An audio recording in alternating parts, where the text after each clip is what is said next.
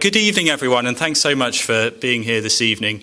I know how tempting the pub beer garden is on a day like this. We don't get too many of them here in Wales, so very grateful for everybody giving up their time to be with us to mark the launch of this very special project today. So this is a project that we've been working on for the last 9 months or so. It's something that's really unique, and we've taken a really pioneering approach to it. My colleague Liz in a few minutes is going to speak through what that process has been, how we've got where we are, and what we plan to do with the guidelines over the next 6 to 12 months. After that, we'll have an expert panel, and then I hope you'll all join us for a drink afterwards, which will be up the stairs and through the left at the top. I just want to start by thanking a few people. First of all, Liz, who's done a tremendous work developing these guidelines over the last 6 to 9 months. You'll see from her presentation shortly it's been a huge amount of work, and she's created something really valuable and unique. So she'll be speaking to that in a moment. I also want to thank Cardiff University for having us tonight. As some of you may know, our host, Dr. Andy Williams, sadly been unwell, and we wish him a speedy recovery. But in the meantime, we're very grateful for the work there's others of Andy's colleagues here at Cardiff University, of the way they've stepped in to help with promotion and fill in gaps in other places last week or so as well. I do have a brief message of support for this event and these guidelines from the Welsh Government. This was issued before the PERDA rules took effect, and that's why they couldn't be here to deliver it in person tonight. But we did receive a note expressing support for these guidelines and generally reaffirming the Welsh Government's support for high media standards, specifically in these areas of climate change, domestic violence and mental health reporting. On that note, I will hand over to Liz to speak to these guidelines in more detail. Thanks, Nathan, and thank you everybody so much for joining us tonight for this important occasion to mark the launch of the guidelines. My name's Liz Pendleton, and I joined the Press Justice Project about 9 months ago at the beginning of this project and got stuck straight in. And it's my pleasure to share with you tonight the progress on this project, but is very much the beginning rather than the end of a chapter. It marks the start of much more work yet to come. I myself have been a climate and social justice campaigner for many years, and also a survivor of domestic abuse. So these guidelines felt very important and very personal to me, matters close to the heart. So it's been my pleasure to work on them and to continue working on them with experts, journalists and many other people as well, students also and academics as well. So without further ado, I will attempt to make the slideshow work. So we will take a little walk through the how, the who, and importantly, the what next. So follow along with the breadcrumbs at the bottom of the screen to make sure we're going in the right direction, and let me know if I go backwards. So the what of the guidelines. We have version 1.0 of the guidelines. Really important to point out that these will evolve, and we've covered 3 sensitive topics, starting with the climate and nature crisis, domestic abuse and gender-based violence, and mental health and suicide. So on the climate and nature crisis, many of you will know that there is irrefutable scientific evidence that human-driven climate change is pointing us towards an unlivable planet. And there is also strong economic data that makes it clear that it is cheaper to invest in climate resilience than to live with, or rather die with, the costs of inaction. However, publications, journalists, editorial lines, reporting generally can often downplay or trivialise what little reporting there is, which significantly delays action. Rigorous reporting can help people to understand what is happening, who is responsible, and what responses are possible and necessary. For domestic abuse and gender-based violence, media reporting can also go one of 2 ways. It can either reinforce stigma, normalise and strengthen victim blaming, and perpetuate or create dangerous stereotypes. And we know that attitudes of acceptance and hypernormalisation are shown to further encourage violence and abuse. Or reporting can challenge those harmful myths, encourage people to seek help, and inform efforts to prevent further harm. It can also promote accountability, which acts as a deterrent. And suicide and mental health, one of the most sensitive issues in the media and one with significant measurable impact. Irresponsible coverage can negatively influence public attitudes and has been linked to increases in suicide rates of around 10 to 30%. This is sometimes known as the Werther effect. It was a term that was coined around the 1970s, so this is not new. Conversely, responsible evidence-based reporting with an emphasis on recovery can have a protective influence, also known as the Papageno effect, which encourages help-seeking behaviour and improves public understanding, which lowers suicide ideation. These may seem like disconnected topics, but they are all with some similarities. They're large and complicated. They're frequently covered by the media and often unethically, and they're all existential. Many experts have put many hours into understanding the issues and the importance surrounding reporting on all of these topics. And also, there are existing guidelines from topic experts on all of these subjects. Some of the guidelines are very thorough, in fact, around 40 to 50 pages.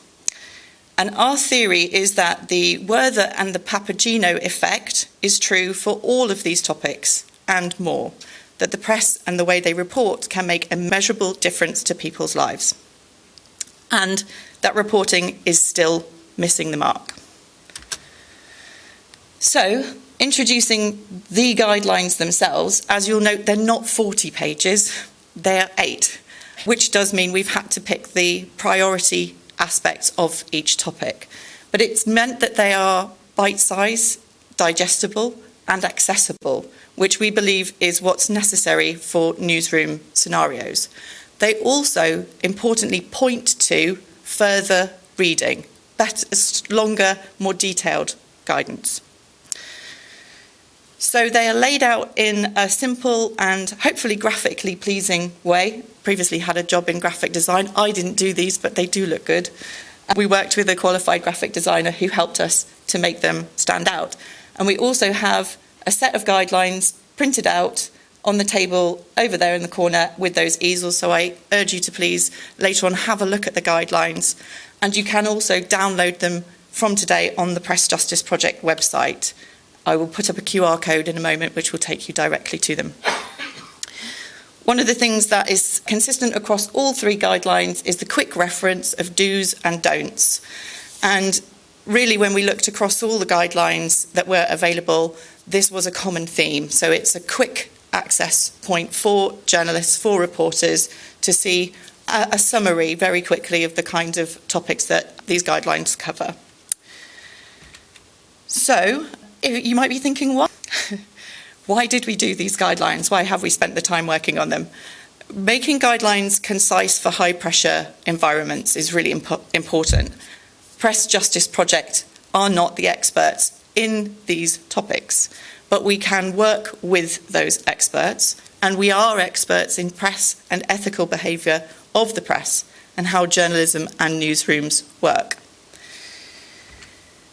They are also informed by those experts, so we've worked closely with civil society groups to inform those guidelines, and we've obviously used the existing guidelines that are readily available on some of these topics to inform them. They're not available on all the topics, it has to be said.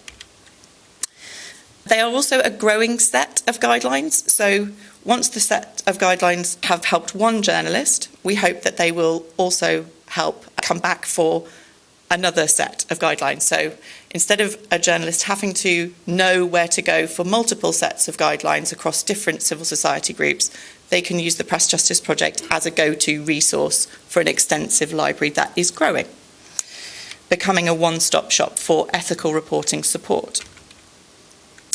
They're also a foundation that we will work on, and we will build on the guidelines with our education, our advice and our information, which is the Press Justice Project's aim of helping to support victims of press abuse and to protect the members of the public from further media abuse. So, how did we come to the guidelines? As I've mentioned, we worked through existing guidelines in the climate and nature crisis. Some of the guidance was from UNESCO, the World Weather Attribution Guidelines on Extreme Weather Attribution, and the Westminster Foundation for Democracy briefing on climate communication. And as I said, there were similarities across those guidelines, but also a wide range of differences. And for domestic abuse and gender-based violence, we looked at the Women's Aid media guidelines. We also worked closely with Refuge and the National Domestic Abuse Helpline. And finally, the Ethical Journalism Network published some principles on reporting on violence and abuse. And so the mental health and suicide ones, Samaritans are really a go-to on the guidance on suicide and mental health. They have an extensive set of guidelines which are excellent. And again, they are a go-to reference. Many journalists already know to reference the Samaritans, so they're perhaps one of the most established. So, of course, we contacted them and worked with inspiration of their guidelines. And the NHS has good guidelines, Who and Mind, but many of them are very long and not accessible for newsrooms. So across all of the guidelines and across the Press Justice Project guidelines, we have some universal principles. Firstly, that reporting should be harm aware. As I said, this can make the difference of life and death in many topics, in many areas. So being mindful that reporting can influence real world outcomes. So thinking beyond as writing a story that just covers some facts, being harm aware that what you write as a journalist can be a matter of life and death. Again, accuracy with responsibility is to report clearly and factually, avoiding euphemisms, distortion, or framing that misrepresents evidence, risk, or harm. To use people-centred language, avoiding dehumanising, blaming, and reducing people to stereotypes or identities. To avoid sensationalism rather than snappy, clickbaity headlines or imagery that exaggerates and trivialises, but to ensure framing reflects the evidence and context. And to use ethical sources and imagery. We see a lot of stock images used in these sorts of reports, which actually can inflame the issue and not really be ethical, basically. So to use imagery that doesn't mislead. And finally, dignity-first reporting. So when reporting on harm, to prioritise the survivor or the affected communities and treat them with dignity, consent and safety of the affected people and communities in mind. So the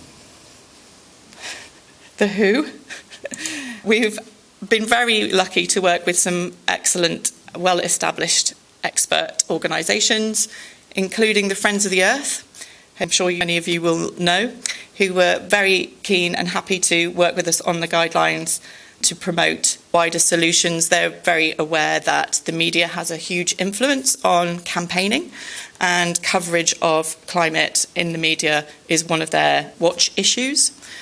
And Wildlife and Countryside Link, although some of you might not have heard of them, they're actually a coalition of some of the largest environment and wildlife groups in the UK, more than 80 conservation, environmental and animal welfare organisations, including the RSPB, Wildlife Trusts, WWF and the National Trust and the Marine Conservation Society. And they work across policy, legislation and public campaigning. So they're very aware of the influence of media. And finally, the Climate Media Coalition very much does what it says on the tin, working to promote voluntary commitments and encouraging media organisations to take a more active role in addressing the climate emergency. And for domestic abuse and gender-based violence, we worked closely with Refuge, the UK's largest specialist domestic abuse organisation, and White Ribbon, who are a global movement who work to encourage men and boys in ending violence against women and girls. That's their tagline. They focus on prevention through education, awareness raising and cultural change. And lastly, the Association of British Science Writers, who cast an eye over all of the guidelines. We also had some expert contributors, and we'd like to thank those who are listed on the screen. I won't read them all out to you, but just to give you a taste of some of their experience. Richard Eyre held senior roles at the BBC, including the Controller of Editorial Policy, and he was the Deputy Chief Exec. Professor Chris Frost, who has over 40 years' experience as a journalist, editor and educator, who has contributed to the journalism ethics within the NUJ. Dr. Sarah Torsner, a research fellow at the School of Information, Journalism and Communication. And Subi Shah, who is an award-winning freelance journalist. Andy Extance, a science journalist and former chair of the Association of British Science Writers. Caroline Moberg, who is with us tonight, senior ad policy specialist at Snapchat. And Dr. Aaron Thierry, a climate scientist and researcher based here at Cardiff University. And that completes our who's who of the helpers. We'd like to thank them all very much for their contributions. So importantly, what next of the guidelines? The guidelines are not just to be printed out or referenced and left to collect dust on a shelf somewhere. They're a very active project. So with our work, it has just started working with the civil society groups, experts and so on, and we want to really broaden that out. As we continue to look at new topics, we'll continue to work closer with more and more organisations to strengthen the guidelines themselves. We'll also distribute the guidelines, including sending the guidelines to Impress and Ipso and encouraging them to publish and circulate them. We will use our existing relationship with industry associations such as the Independent Media Association, who will hopefully circulate them. We will also directly outreach to newsrooms, sending them as a digital resource to relevant desks, and provide guidelines on an A2 poster, printed and sent to newsrooms across the UK. By the way, that's just the do and don't on a poster. And there also will be a Welsh language version, which will be circulated to newsrooms across Wales. And we'll advertise to the next generation of journalists through a programme of lectures and journalism schools around the UK. We'll advertise them via the NUJ through expert contributor, who I mentioned earlier, Chris Frost. And we will regularly update the guidelines and reissue new versions. And in due course, we'll organise a series of seminars on specific subject areas, inviting experts from civil society, people with lived experience of relevant issues, and relevant desks from newsrooms around the UK. So, I do believe that this marks the official launch of the guidelines, and I'd like to ask you to please join me in just a round of applause for yourselves and for us for being here to mark the official launch of the guidelines. Thank you, everybody. Now that the guidelines are launched, past tense, you see, we will facilitate an ongoing dialogue between the public, victims of press malpractice, civil society and press and media publishers. Because when we link the harms done to everyday people to the press and the media, and the fact that there are better ways of reporting that can be the difference between life and death, then the influence of framing cannot be excused by an impartiality clause or not knowing better, and that ethical reporting isn't about avoiding campaigning. It's about a duty of care to readers and what should be treated as a moral responsibility to report ethically, knowing the possible impacts. And so I'd love to actually introduce Jackie Hames, but unfortunately she has had a transportation mishap and will not be joining us tonight. So I'm so sorry for those of you who are looking forward to seeing Jackie, as I was, definitely. And we will have instead Nathan Sparks. Thank you for helping us in replace of Jackie. Would you like to take the floor? I'll grab the mics as well. Thank you so much. Jackie was very much hoping to be with us tonight. She would still very much like to be with us tonight because she's, in fact, instead stranded in Worcester, having got on the wrong train this afternoon. Nonetheless, we shall continue with our expert panel, and I shall be a poor substitute for Jackie. And I wonder if our panellists could come take a seat here at the front.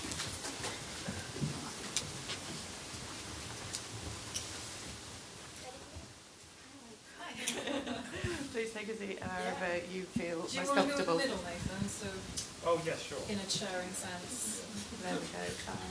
Thank you. That one. This is a pass around, I'm afraid. It's working. Great. Just to stress, by the way, these are thinking about how journalists operate nowadays. We design these as a digital-first kind of concept. So that's why there aren't handouts of the guidelines. We have a couple just printed out over there for people to take a look at later.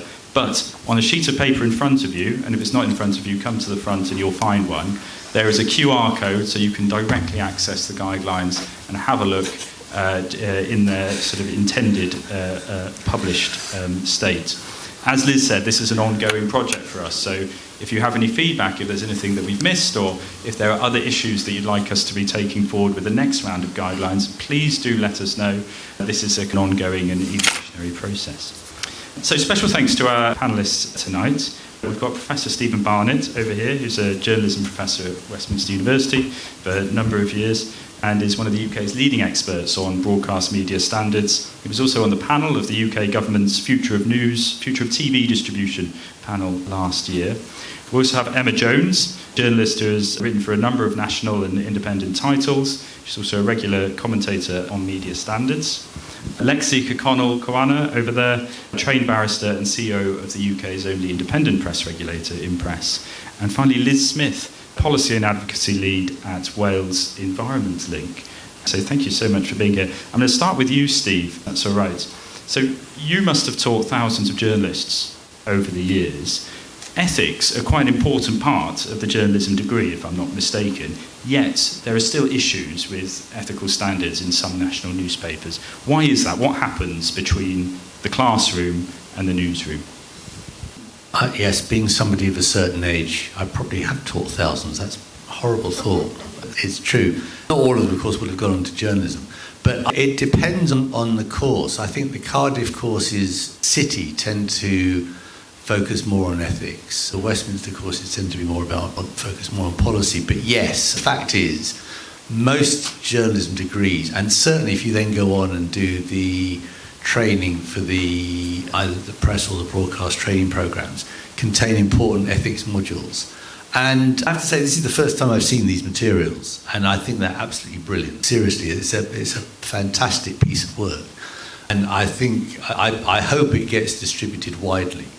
But it's the age-old question. I think you're quite right to pose it the way you do. What's the gap between what aspiring or student journalists learn on their way into the trade, profession, whatever, and what they actually practice? And the answer is actually quite simple. It's the culture of the newsroom. The culture of, traditionally in the UK I'm talking about, of the press, the print newsroom, is actually very different from the culture of the broadcast newsroom.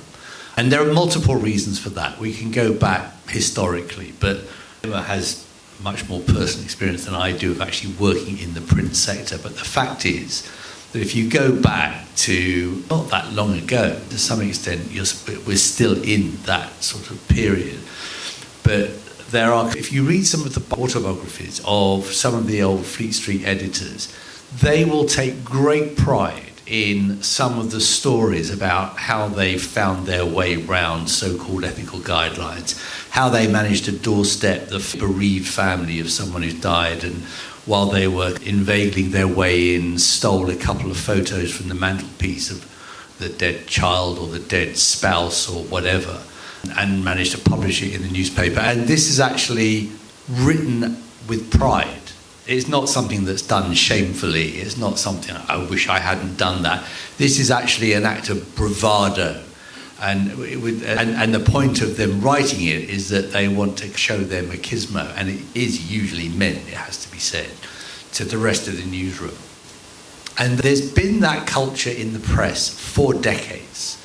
It's now, as we keep saying, the Hacked Off campaign, we've had seven reviews of press misconduct, and it's still going on.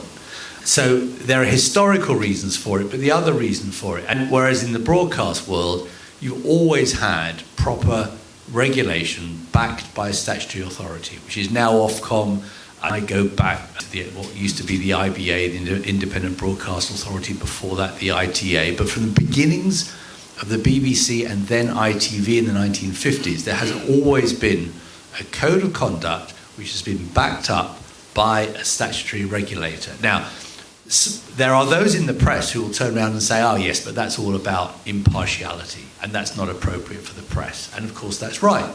But it's not all about impartiality. It's actually about having a regulator with real teeth who, when you breach a code, not just on impartiality, but on accuracy, on intrusion into grief, on how you're reporting suicide, that regulator will take action and will fine you.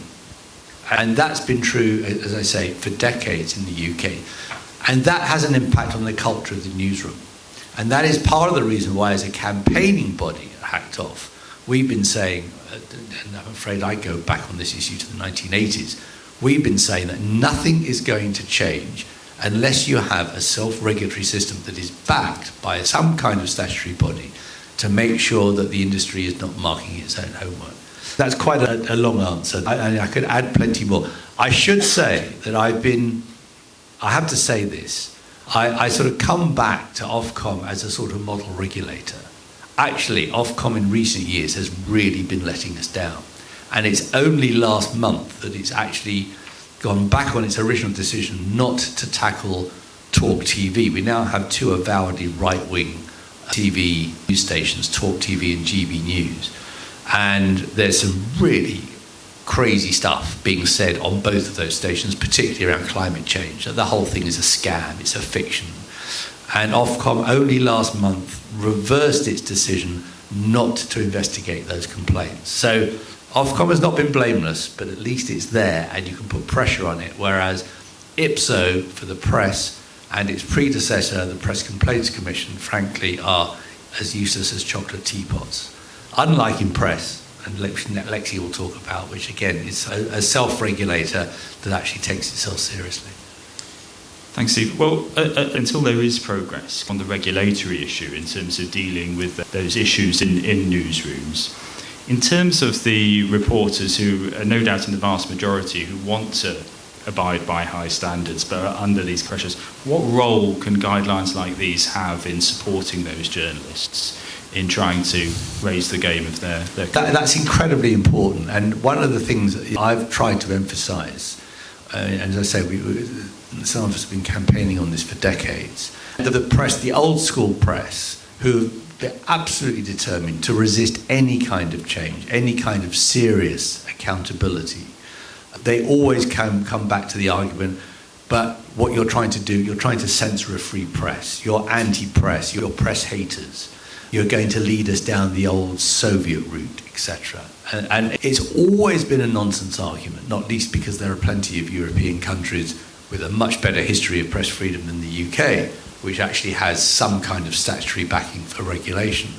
But it's been an excuse, it's a fig leaf, to say what we, i.e. the press, are trying to do is protect freedom of speech. What you're trying to do is to constrain freedom of speech. Actually, one of the points about these kinds of ethical rules, and what these lay out so well, is that they protect journalists who are trying to do their job.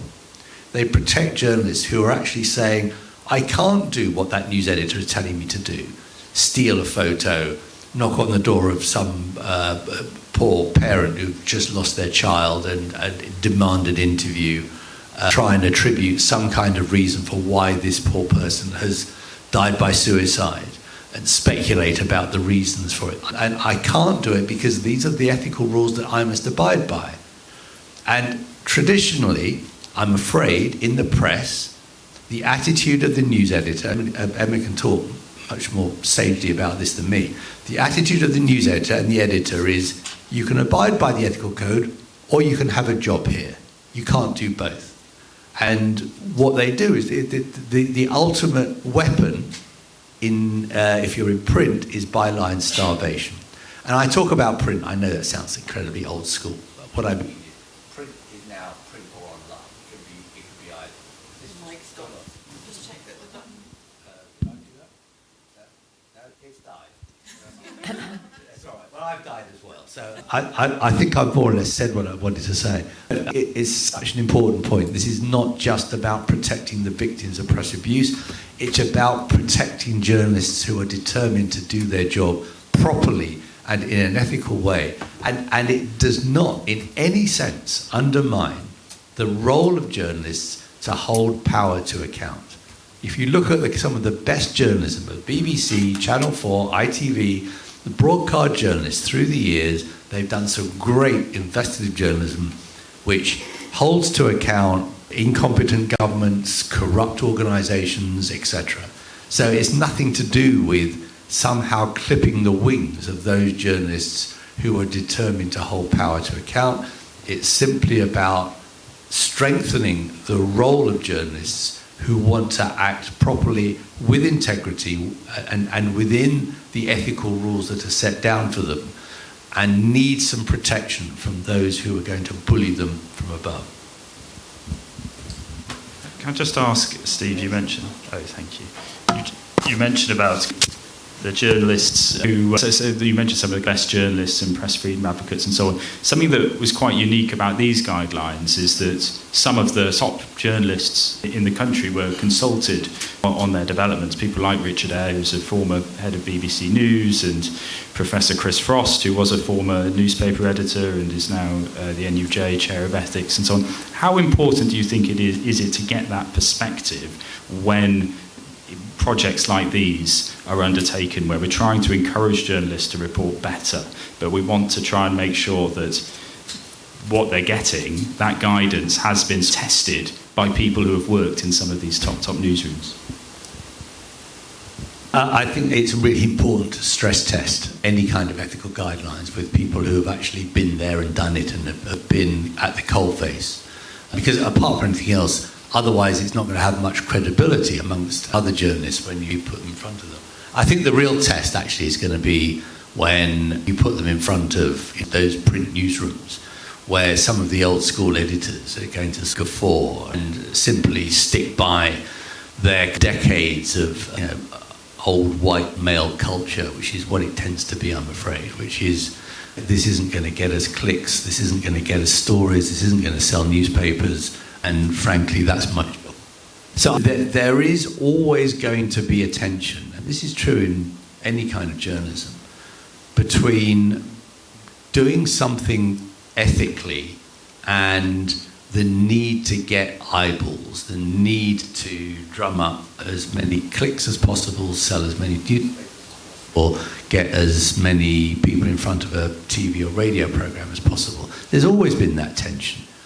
And I think what guidelines like this can do, particularly when they've been seen by, interpreted by, refined by people who have been there, done it, and know what it's like, I think it's really important that journalists will see that these are not just highfalutin principles which have no basis in real life. They're grounded in real life, journalistic, day-to-day issues. And it's not rocket science to say you can do good journalism, you can still do popular journalism, but you can do it ethically. Thanks, Steve. I don't know if is this working? Thanks, Steve. So, Emma, you've worked in some of the most demanding newsrooms in the country, and perhaps some of them not perhaps known for their adherence to high standards or kind of a culture where they prioritise that. Thinking of The Sun and the Sunday Mirror. Before I got there. Well, could you talk about how well responsible reporting and ethical standards were taught and talked about in those? I think why this is good is it's written down. I think half of the problem in newsrooms is that there isn't stuff written down that people can reference, look at and think about.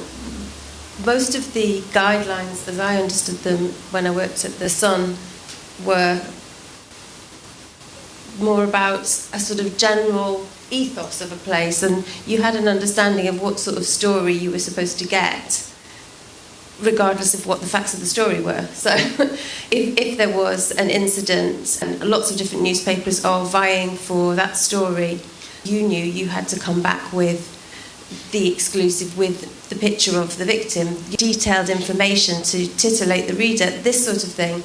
And never once when I was at the newsroom did I see a code of practice on the wall that I could reference. As a young reporter, you're not going to put yourself out there and say, hey, what about ethics or something like that, because you want to do well in your job and you're working in a fast-paced environment. So a lot of it was kind of culturally embedded, but I think there is definitely a sweet spot now for things to change, because news can be take longer. There's not the sort of fast pace that there used to be. So newsrooms are under different pressures.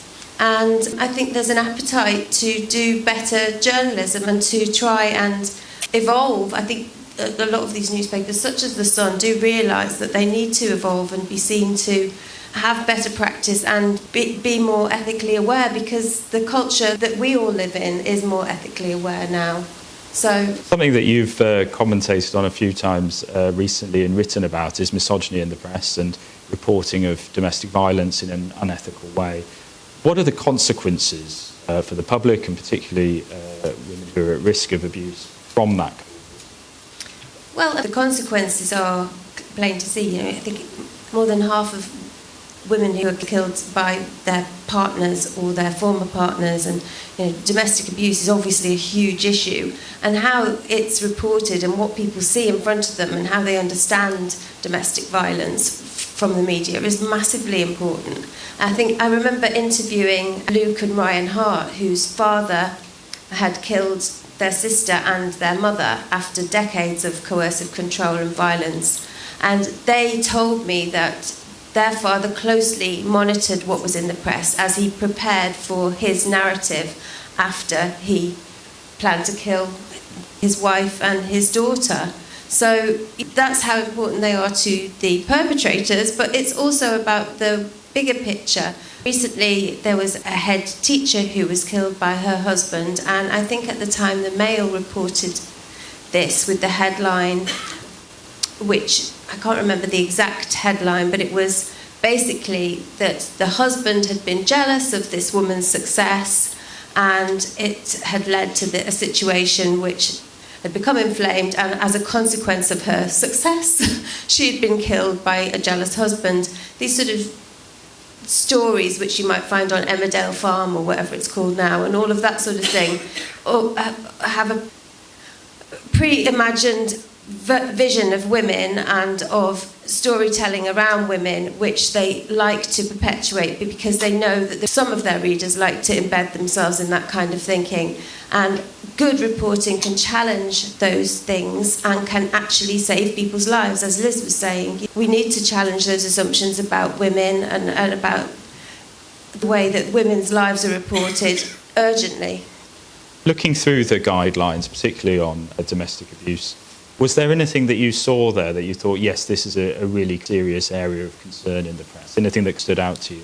Well, I think it is things like the headlines and, as I was describing, the preconceived narratives that newsrooms have about women. And it's also things like the kind of photographs they use. I remember when, this wasn't a domestic violence incident, but when Nicola Bulley, the lady who sadly drowned a couple of years ago, maybe, or a year ago, I don't know how long it was, the newspapers tried to develop a sort of almost whispering narrative that this woman might have been drunk. And there was pictures of her with a glass of wine in the Mail Online, and words to the effect that created a vision of a story that at that point wasn't true. We also then had vigilante internet sleuths, which is another thing that we have to deal with now, who are almost born out of the world that tabloid newspapers created. So we have a-go heroes, the tabloids themselves, all competing for a story that they've preordained that doesn't actually match the facts or the events and stands in the way of a not a murder investigation, but a person's death, an investigation that the police need to be looking at in a rational, calm manner. So that's how high the stakes are, and I think the stakes in those ways, in terms of the way the public perceive their role quite often now in these sorts of events, is hugely concerning. Emma, Can I just add one point to that? I think Emma makes a really important point, which is, of course, the role of social media now in exacerbating and amplifying those kinds of... And I think the disappearance of Nicola Bulley is a very good example. And what the mainstream press could do, if it was behaving properly in those circumstances, is to actually give the truth, is to actually say they could do their own investigations, but do it within the bounds of normal journalism, and therefore act as an antidote to some of the scaremongering and this kind of, as you say, these have-a-go heroes who are just desperate to get more likes on social media. But actually what the tabloid press traditionally have done is to join in and actually make it worse. So that's what ethical guidelines in proper journalism could be doing if they were interpreted properly. Thank you, and thank you, Emma. Liz, you join us today from Wales Environment League. Could you tell us a bit about your priorities in your work at Wales Environment League? Yeah, so you got input from Wildlife and Countryside Link that I saw on the slides. They are our sister link. We are not constitutionally bound, but more by aims and objectives. So they're kind of our English side and we're the Welsh side. Same sort of members as WCL. We short on Wales Environment as well most of the time. So it used to be National Trust, Bug Life, Bumblebee Conservation, and our job is to be a united voice to the Welsh Government and to the Senedd. We do other things too, but that's our sort of raison d'etre to tell policymakers and politicians and ministers what do we actually need to tackle this crisis.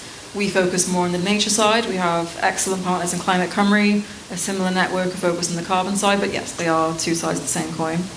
So it's all kind of a snake that eats itself. The way politicians respond to these issues is often informed by the press. The way the press responds often is with political priorities, and the way the public is informed is from the press and increasingly from the internet.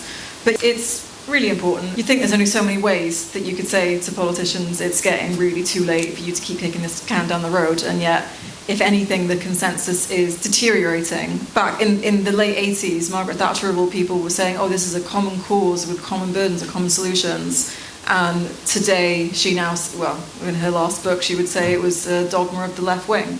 So we bring together a joint environmental voice to tell government what on earth they should do. And you mentioned there about how it feeds itself between the media and politicians. On the whole, how well do you think the media covers climate breakdown?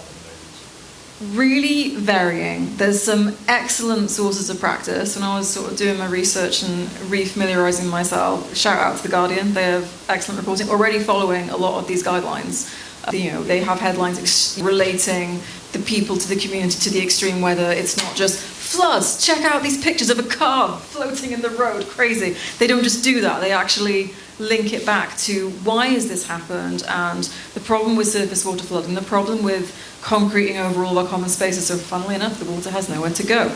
It's nuanced. But then on the other hand, you've got the Telegraph, just focusing on broadsheets, not even touching online. And Telegraph was calling for a referendum on net zero, which I found highly entertaining. So our last referendum went great. But it is highly varying. There's some great other resources out there as well. The UN's got this fantastic set of pages, Global Initiative for Information Integrity on Climate Change. They're not a snappy title, but it's a great page. Lots of mythbusters and sort of things saying climate change is human-made. Here's your sources. Scientists do also agree on this. Here's your references. And they put it in local language because I think a lot of the issue with environmental reporting is something that we try to do it well with politicians. It's very technical stuff. Thank God for executive summaries. But a lot of the UN reports, IPCC reports, they're really, one, terrifying, and two, very technical, very dense. And this is an issue that affects us all. It will affect us all. It will affect all future generations more and more and more. So it is really important that journalists have that role to pass it and make it understandable, but also to give some hope as well. I think a lot of people switch off from it because it just seems so existentially terrifying. But there are things you can do. And I think one of the most empowering campaigns from our members, things like Don't Mow May from Plant Life, just don't mow your lawn. It's for insects, much better for pollinators, or mow sections but not others so you get more days done. Like, things that people can do. And it's so, for my job, for all the emails I send and policy briefings I write and events I hold, there's nothing more empowering than watching a bunch of bees in my lavender in my garden going, I look at that bee, fed it, that's great. There's nothing that makes me happier. And it's not futile, it's not inevitable. There are things we can do, there are things governments can do, the council can do, things that people can do.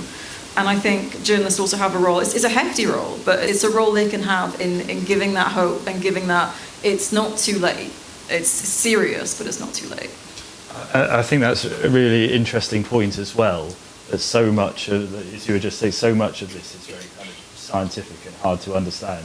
We as a public are so dependent then on journalists to kind of communicate this to us. Were there, looking through the guidelines, was there anything that you saw that you thought this really stands out as a really kind of significant issue that needs to be addressed? Yeah, I made some notes that I'll Sorry, did everybody hear that? So the way that it talk about the overwhelming scientific evidence in the guidelines of reiterating that, again, going back to Telegraph, the way they point it as an opinion, being an environmentalist is just a trend. It's a fad. Oh, it's nice for the vegans. It's nothing like that. So that really chimed with me. And the way, like I said earlier, the links between events and actually joining things up and not just saying, oh, this wildfire happened crazy, this flood happened in isolation. And the way there's a perception that people being displaced by climate change, it happens in other places, not here. It happens in Africa, it happens in third world countries, it doesn't happen here. And yet, only last year in Annaspol and Rhondda, a whole street was bought by the council because the houses got flooded so often they're not viable anymore and people moved. So it's happening here. And villages on the seafronts, we have a beautiful coastline in Wales. It's terrifying. The sea will win. But people already are having to move from villages to say, oh, this is not going to be viable soon. Cardiff itself, it's not going to be viable necessarily in 50 to 60 years. So I think that's really important. And the way that local reporters, there's some really fantastic reporting. It's very variable. You get some really great examples and then some really terrible ones. But the way local reporters can link that.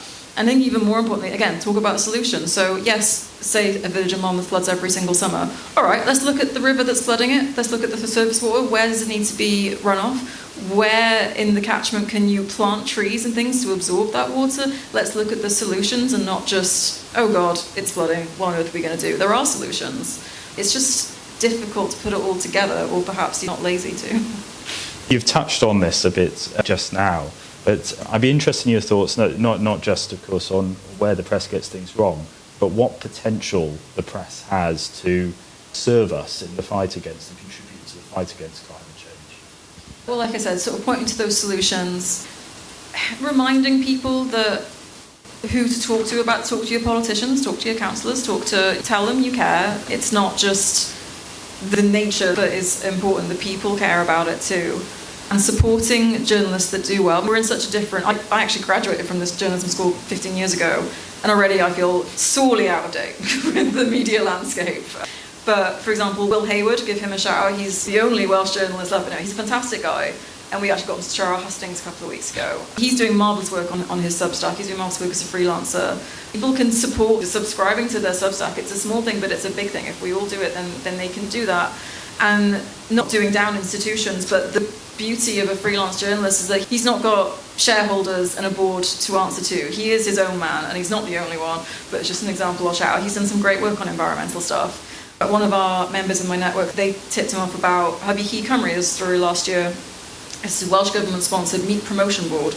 And they were saying how a much-lauded claim that our meat in Wales is the most sustainable in the world. I'm sure it is perhaps more sustainable than others, but trying to skirt over the fact that every single report from UK Committee on Climate Change says we need to have less meat and we need to have less livestock and our land is getting really over capacity, completely ignoring all that and saying, no, ours is the most sustainable. So it's absolutely fine that we only grow 0.1% of veg on our land. It's absolutely fine.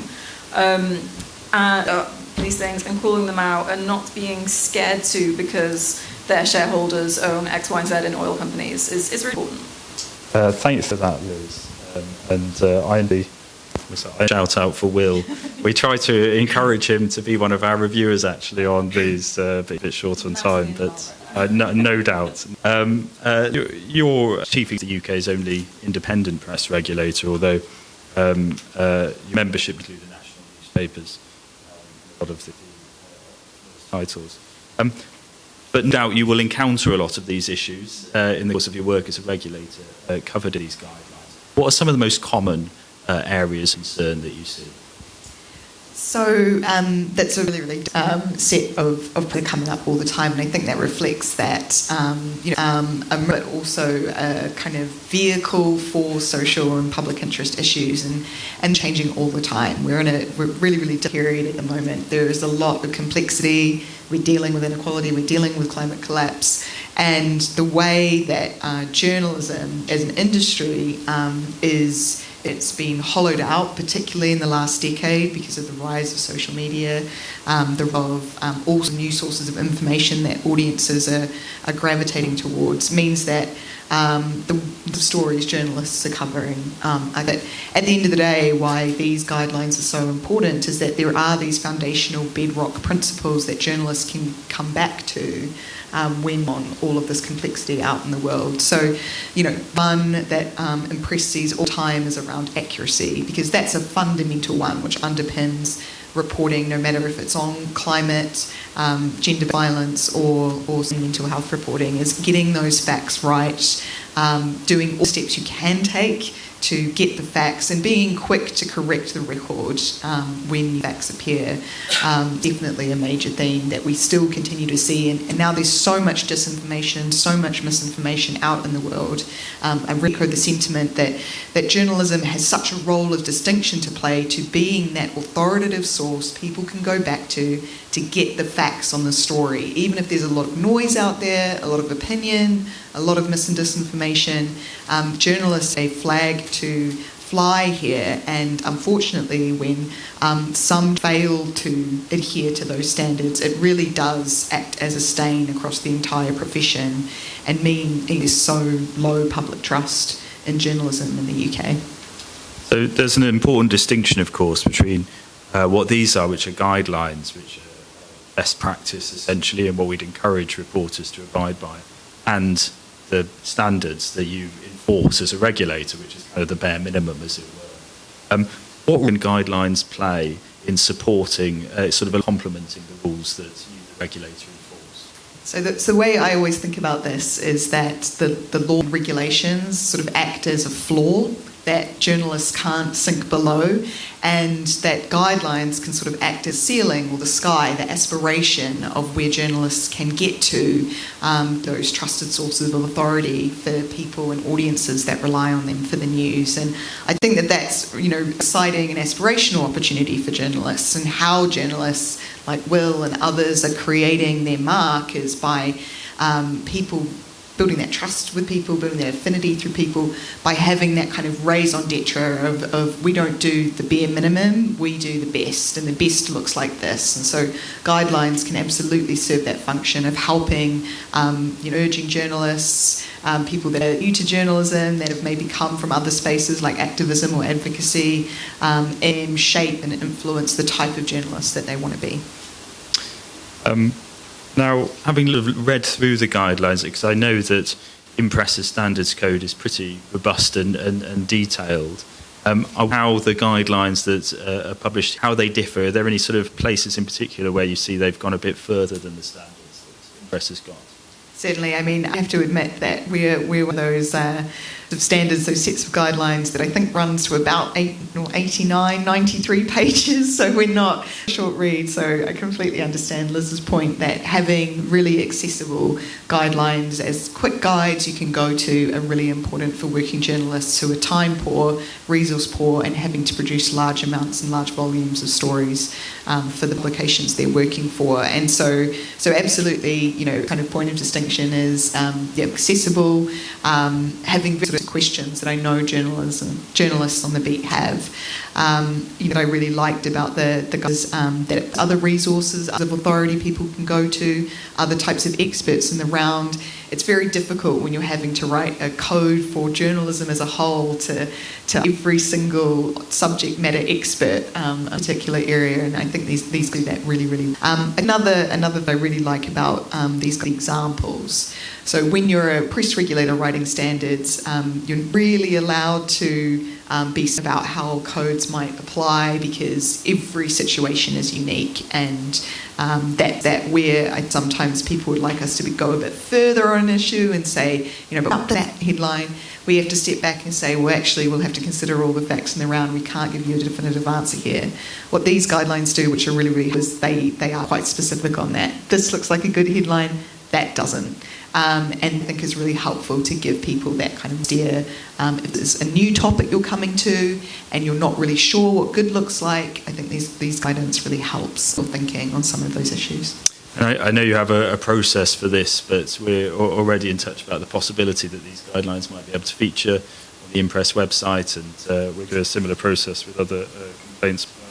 I'm going to ask this to all the panel, actually, but I'll start with you, Lexie, if that's all right. We're very clear that these three guidelines are just the beginning, and we want to cover a lot more topics. In some ways, the more controversial, the more important they are. What do you think we should cover next? Well, I'm really pleased to hear that this is going to become a sort of a library effort, that there is going to be more added this in the future, because I think this is a great standing start, and it can only go up from here. From my perspective, the issues we're seeing at the moment, the issues I think that when I talk to young journalists that they're sort of grappling with is a lot about how you deal with content being online and on social media. So how are you supposed to verify? How are you able to distinguish what's authentic or not authentic in the world of Gen AI? And how you put, them in front of people when there's so much misinformation and disinformation out there. I think that's one key area we're seeing a lot of response around. I mean, the question is one that is really right now. We produced an AI code a couple of years ago now for that very reason, but that is changing rapidly all the time, and how journalists interact with it and report on it, I think, is a really top-of-mind issue for journalists currently. But one area that I definitely want to shout out, and I would love to see the Press Justice Project do more work on this area, is one that I think is quite close to home, in the sense of how to report ethically when you're dealing with victims and survivors on some of the really devastating types of issues we see in our time, whether that's events. We see so, at moments of intensity when journalists, that's the moment where a lot of care and sensitivity falls out the window. So I would love to see guidance on how you approach really difficult and challenging situations that don't cross that line into intrusion, that don't cross that line into breach of privacy, but enables journalists to feel confident and still approaching those stories in times of crisis, in times of urgency when they need to. Really grateful for those ideas. I mean, if we were to look at doing that next, these might be some of the first guidelines on that. And as you may know, we go into universities and do guest lectures to journalism students around the country. And the intrusion into grief thing is the sort of topic that they're interested in. Because as you indicate, it is overwhelming public interest to get information very quickly out there after a death. But how do you do that in a way that's ethical and respectful is obviously very important. Thank you, Lexie. And Liz, what do you think? Well, agree with that. Also, I think verifying sources that aren't from AI is, hard pressed now, that I think there's a lot less verification, a lot less getting a second source, let alone a third source, and make sure it's by a human. On the sort of similar vein, I was going to say on general crime reporting, sort of the grief and the intrusion to the families, but the sheer sensationalist nature, I've never quite gotten over it, of just, browsing the website going, oh yes, that's interesting. Oh, a guy, hit in the face, and yes, a lot of it is domestic violence, but some of it's just very, very out of nowhere, makes you fearful of walking down the street when actually these are quite rare incidents. I find that very jarring. And, a sensationalist in, a lot of journalists, but I've quite got my head around that, and how that is absolutely okay for almost any sort of, to be that graphic. Guidelines are great. I think it's great that you've got them for mental health and domestic violence as well. The way domestic violence headlines are framed is so poor still today. That feels really important. But crimes in general. Thank you for that, Liz. Very grateful. And something that we do often see is that there's generally a legal right to report court proceedings, and rightfully so. But that doesn't mean that every detail of every court proceeding is in the public interest to publish. And we do find often that newspapers kind of that sort of, if it were to publish details where there's not a public interest, and it's just causes indignity and suffering to the family and so on. Thank you. Emma, what do you think we should do next?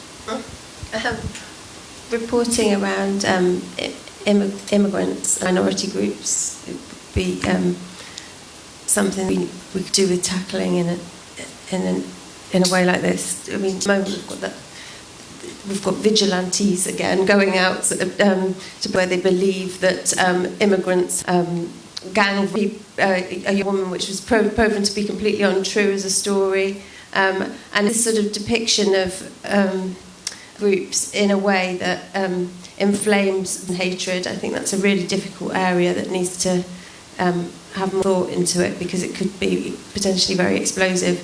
Apart from that, I think maybe stuff around more. It's not domestic violence, but it's more around the young men and the sort of women, which kind of with some of the stuff that people are seeing on the internet, and then this kind of black hole of female that can sometimes be inflamed by newspaper narratives.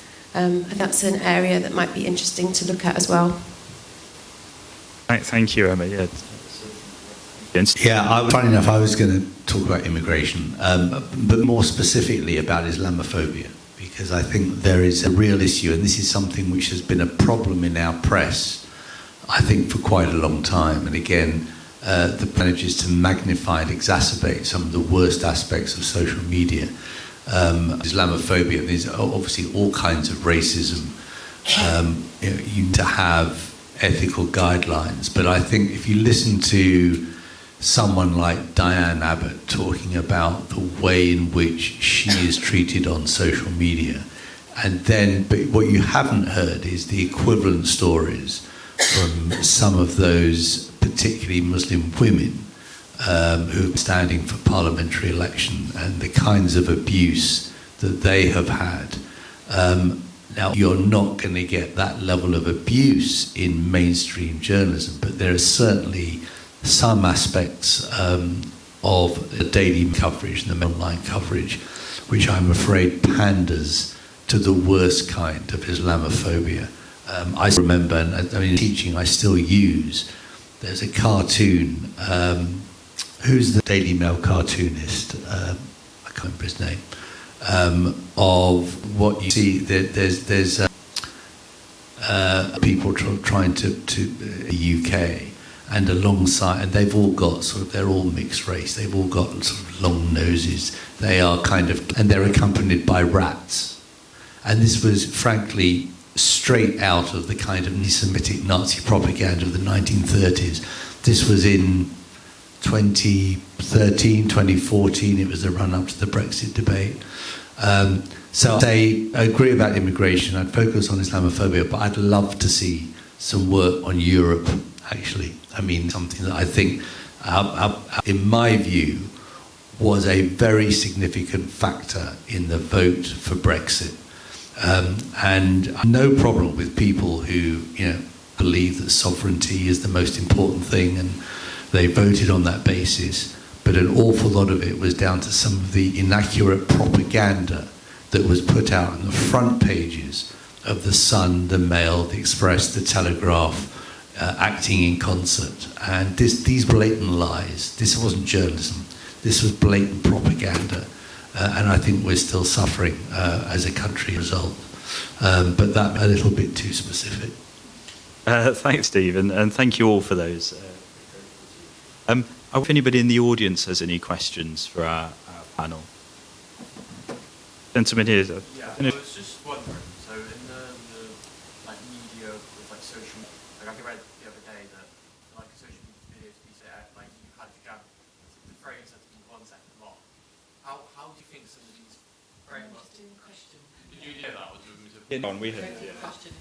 How do you think some of these frameworks you spoke about in here, I look at the one context, how easy do you think we can get to them on social media? Because it's clear a lot of people are using that as their news consumption nowadays. Yeah, absolutely. You want to quickly whip around with the microphone? Yes, that's it. Lexie, for this, if that's all right, just because you deal with so many publishers on a day-to-day basis who have this challenge, how do you, it's not enough just to write an article and publish it now. You've got to find a way of capturing it on social media and so on. How can you apply that to something where it's just, you've got to try and get these clicks in just an instant? Yeah, absolutely. I mean, publishers are social first. So Novara Media, for example, of one of the largest YouTube channels of the independent media, and is now almost, broadcast in terms of viewing content, how people are obtaining their news. I think it's something now 50% of young people under 35 say TikTok is their main source of news. So, the 15-second videos that people are quickly, and it's, that as regulators, as people that are interested in the media, that are using guidelines to shape that, bear that in mind, that context is changing in terms of how people are consuming news. and that affects how people are then producing and publishing news. But I never met a journalist and a publisher, even those that are podcast first, YouTube first, TikTok first, that tell me that this isn't really helpful for them.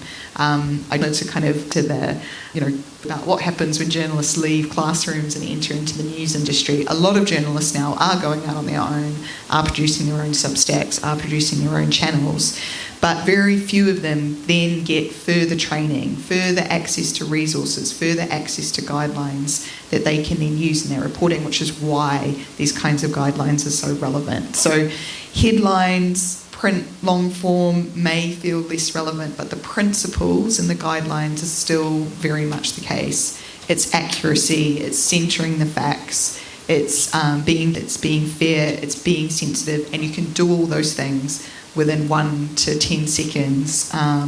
None of those things have to be compromised just because of the format. For me, it smacks of journalism to say just because it's a 10-second video means that I can't abide by these principles. For me, the action from that is get creative. The principles still stand. So I guess I would respond to that. And I think these guidelines are really useful. You can just quickly download, go, how am I going to frame this issue? Right, I've got those in mind. Now let's make the video. Thank you. We sometimes get at the Press Justice Project is why the focus on the press when so many people do get their news from social media nowadays. But of course, as you say, Lexie, social media is a platform ultimately through which news is delivered by individuals and companies sometimes as well. But an interesting statistic from Ofcom last year, 78% of news on Facebook is newspapers, and it's the same news companies that we're aiming at with these guidelines and all of the PJP's work that continue to dominate the sort of media landscape and the public's access to news. Does anyone else have any comments on social media? Just one point. I mean, I think that we'll probably be a little bit wary of trying to all the ills of disinformation. I mean, influential social news providers or influencers out there who are not going to be subject to any regulation. I mean, has a huge following. Mehdi Hassan has a huge following. Neither of them are going to be subject to any kind of regulation. So there is a role here for a role of media literacy, which ought to be starting in schools from an early age, so that people actually can try and think for themselves as to the veracity and the reliability of their hearing, what they're seeing. But I think Nathan's stat is really important, that if you think that what you're seeing is news, is information from a credible source, then the subject to proper guidelines is got to be a healthier media environment than if they're not. That sweet spot, doesn't it, of why right now would be a brilliant time for newspapers to adopt independent regulation, because the sea of information, misinformation, newspapers now could take the lead, national newspapers, and guidelines to level by being part of a regulator that didn't mark its own homework. It would mean that people had a trusted source of news, and it would only lead to, I think, newspapers thriving. Thank you, Emma. And anybody else have any questions for the panel? While I take the mic, I'm just going to say, did you know that TikTok has a Daily Mail output of approximately 100 videos a day? Sometimes influencers that you don't know at the Daily Mail. I think the idea of the guidelines it's a great start, and I also think that regulation needs to be hugely increased.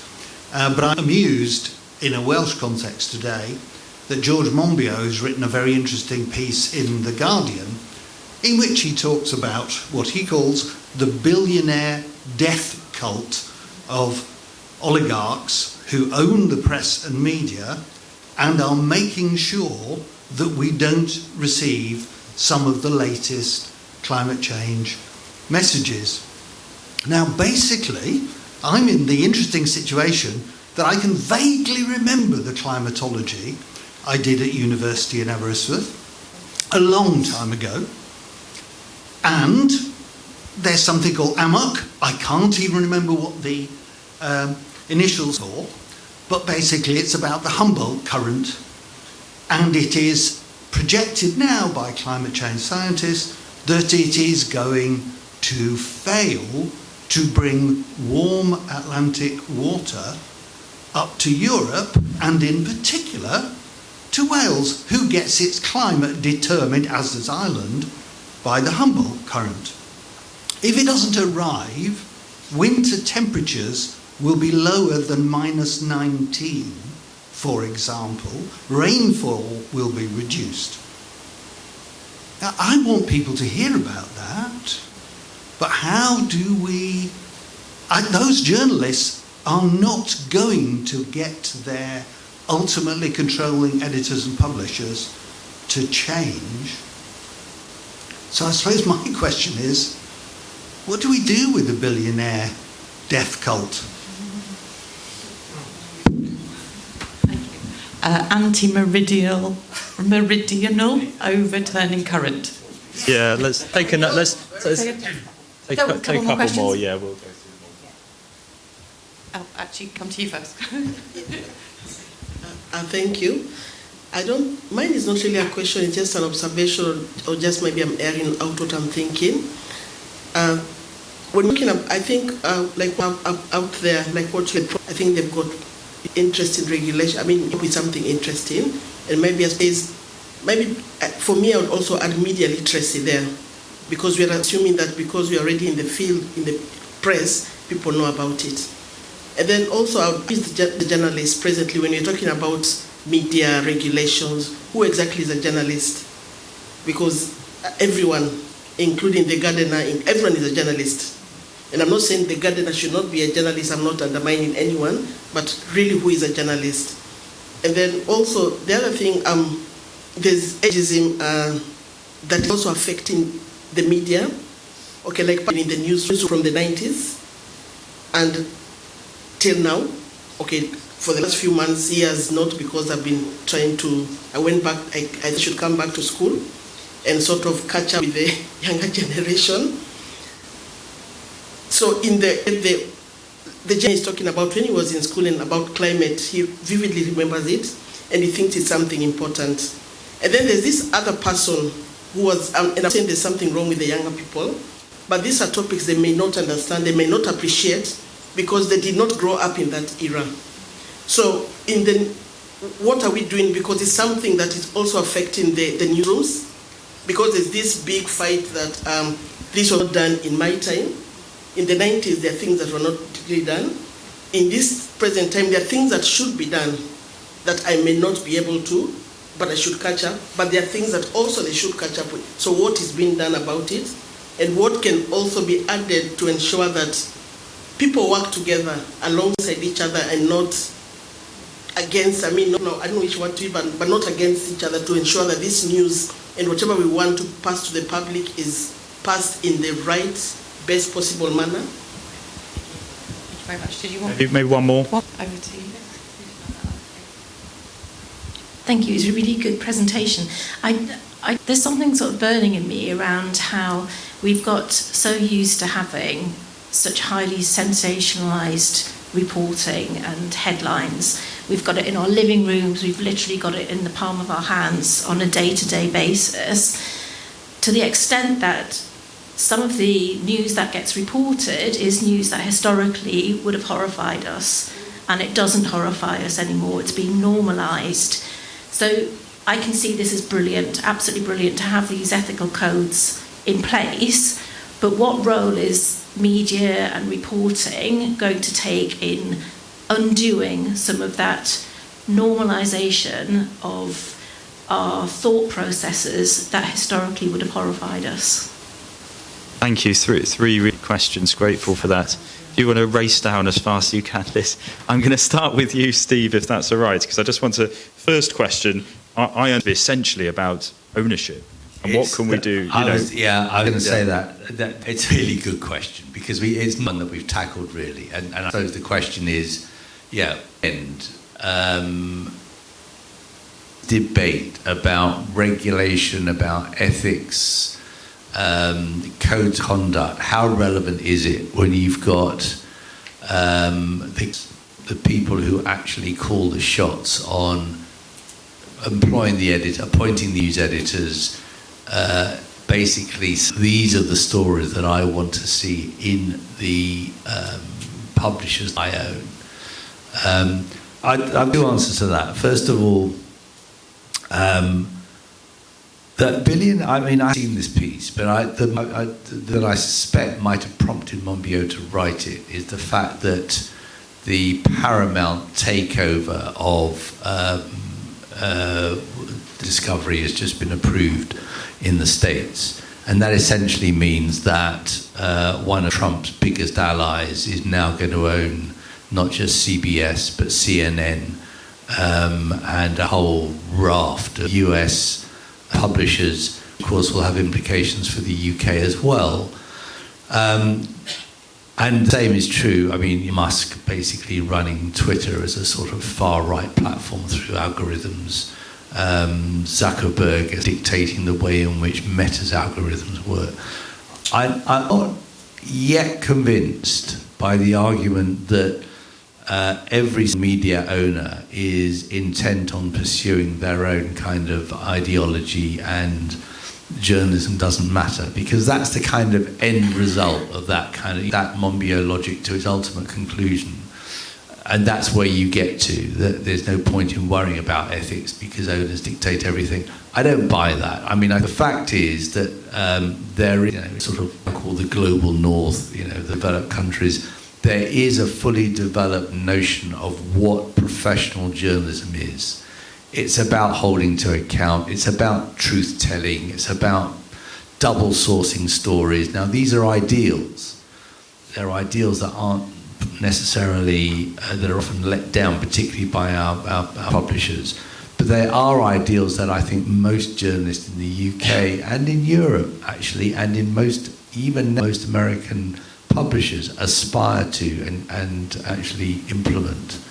So some of what Monbiot says about why ownership matters, but actually there is a whole body of literature that says what happens to the profession, the way in which journalism professionals bring their skills, their profession, their ideals to the party, to the news publisher, actually makes a huge difference and continue to do so.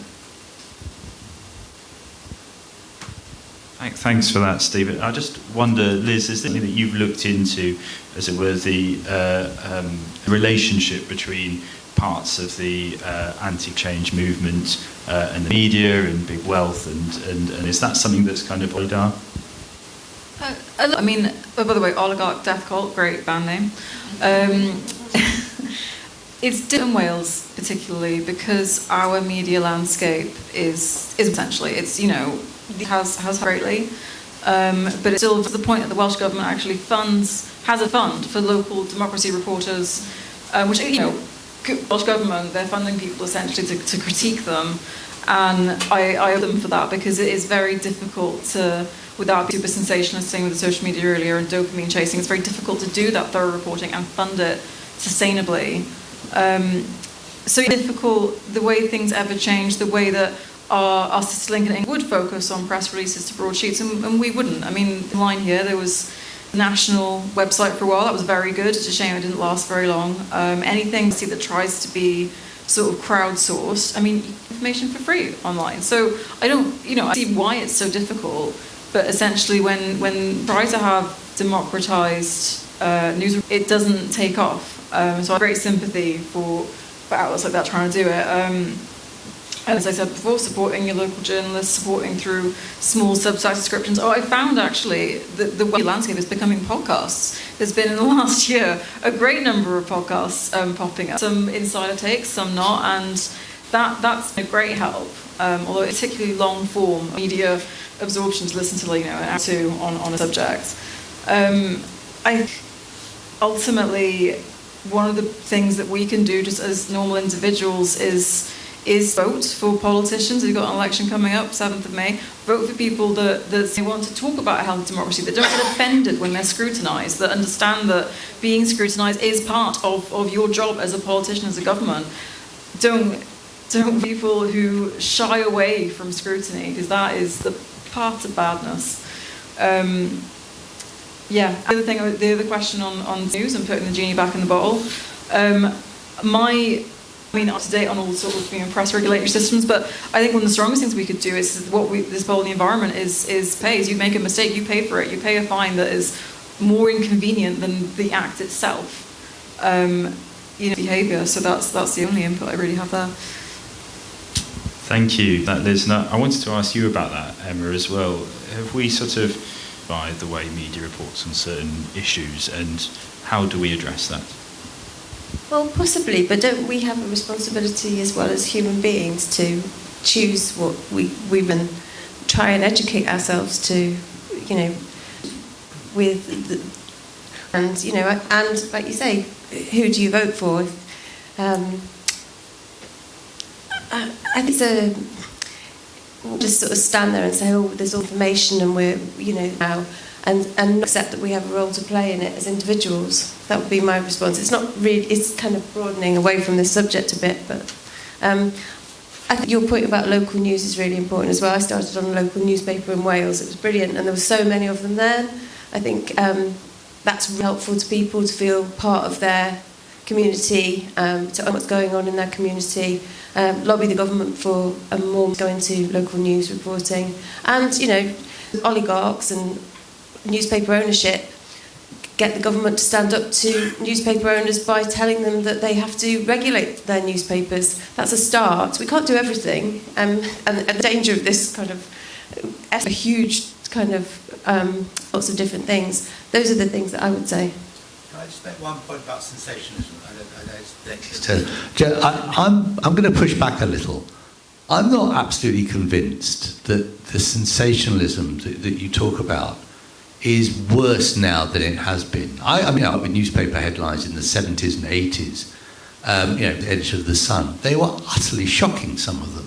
And I mean, they were in court for quite a lot of the Mail trial. And these are stories that are now 20 years old, in the 2000s, so not that long ago. Some of the headlines there about Simon Hughes, for example, when he was outed as gay, when he had a very good chance of becoming leader of the Liberal Democrats. One of the headlines was something like "Another limp dem." It was that kind of pathetic around homosexuality. So maybe I'm misunderstanding what you mean by sensationalism, but I'm convinced that we become desensitized. In some ways, I think there have been some improvements in the way in which headline writers have pawned. And actually, in one important respect, I think we're not subjected enough to sensationalism, certainly around some of the reporting around war in the Middle East and Ukraine. We are still shielded from some of the worst impacts of what's been going on in Gaza, in Ukraine, because we don't see pictures of dead bodies and mutilated children. So that might be a sort of slight diversion, but I'm not convinced by the desensitization argument. Thank you, and I'll just sure you have comments on the other questions as well, but someone raised the point about how important media literacy is, and I just wondered what your thoughts are on that, and particularly what the regulator's role is on promoting media literacy. So yes, I think it's fundamental to a complex puzzle where there are many pieces to it, and media literacy is but one of them. The one I would caveat about media literacy is I'm, as a regulator, very against offloading the full weight of the responsibility of the oligarchs' sensationalism, navigating mis and disinformation in this highly digital world on individuals. I think in the way that you should be able to trust when you turn your taps on that clean water comes out, you should be able to trust when you engage with your media and your news, when you engage online, that you're getting good quality information, having good quality experiences, and knowing that we're working hard to ensure that there's that safety net in place. And that's the role of regulation is. It's saying that, yes, you as an individual have a responsibility to think critically, to make good choices, to choose local, independent, high-quality media over sort of tabloid, sensationalist slop, but that there should be ways, there should be levers that we collectively as public can pull to stop the worst excesses and make sure that these are safe environments for us, our family, our friends, our children to be able to participate in. So that for me is the back on media. Yes, and look, the Department for Education going to be putting out a new curriculum which includes media literacy and financial literacy in its national curriculum review by 2028. That's a great start. Finland's been doing that for 20 years, so we've got a little bit of catching up to do. But we need to see, critical adult populations, vulnerable populations as well. And so there are lots of initiatives and press are supporting on that because it's the role of the regulator to encourage that behaviour. But it's only one piece. There are other elements that I think are necessary to resolve as well. And just one of the other, on that through, I think one really interesting reflection was on what is the journalist and who is a journalist now in this age. We'll have a phone, we can all switch on live and be reporting from local spaces. Fairly important in defining journalism is the professional around what it is you do. Everyone, when I talk to people, when we do events, when we go to spaces, we talk about media. I'm sure you're feeling this now. It's an interesting conversation. Everyone is in their experience of the media world, right? And this is why these events are so great, because you get to hear so many interesting views. But when it comes to defining journalism and what a journalist is, for me, it comes back to adhere to these long-standing principles of accuracy, of standards, of professionalism that have been around and nurtured for almost as now. If you're willing to do that, then yeah, I'm happy for you to call yourself a journalist. But it's about defining yourself against those standards, against good guidelines and best practice. Thank you, Lexie. Have we got time for one more round of questions? Okay, well, the one's getting warm, so we should go. Well, thank you very much for coming out this evening, everybody. It's sort of, in some ways, quite an academic exercise. It's something that's very focused at the end. It's not the sort of thing that we usually have the opportunity to launch at an event like this. So we're really grateful to Cardiff University to have had that opportunity. And I'd like to once again our supporters for this project, the Waterloo Foundation, whose very generous supporters made it possible. Thanks all tonight. At the start, if you up those stairs on the left, and then there's a door on the left at the top there, and follow them round to the corner, there's drinks within half an hour or so, and I hope you'll be able to stick around for a few minutes with us then. Thanks very much, everyone.